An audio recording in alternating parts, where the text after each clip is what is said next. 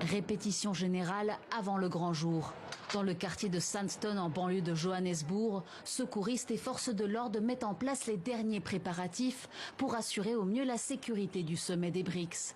4 chefs d'État et une cinquantaine de délégations étrangères sont attendus dès demain dans la capitale sud-africaine pour renforcer leurs relations et leurs partenariats économiques, mais aussi renforcer l'influence du Sud global sur la scène internationale. Nous ne sommes pas en concurrence avec aucun autre bloc international. C'est un partenariat pour le développement. Nous prenons des décisions par consensus. Même si on essaye de nous diviser, nous nous respectons vraiment parce que nous savons ce qui nous unit. Nous avons tendance à nous concentrer sur ce qui nous unit plutôt que sur ce qui nous divise.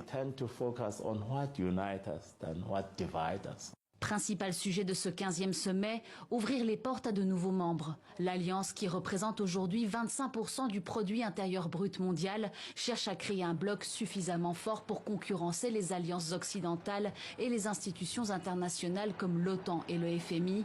Une vingtaine de pays, dont le Sénégal, l'Algérie, l'Égypte et le Nigeria, ont déjà manifesté leur intérêt à rejoindre le groupe.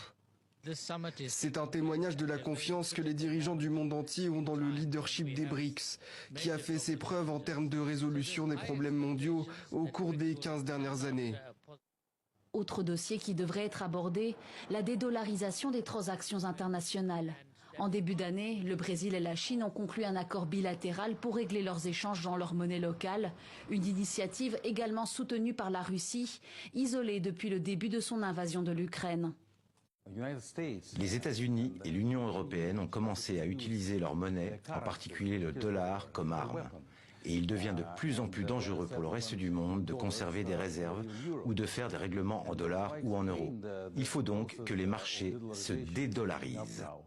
Encore faut-il que les membres des BRICS se mettent d'accord car les intérêts divergent.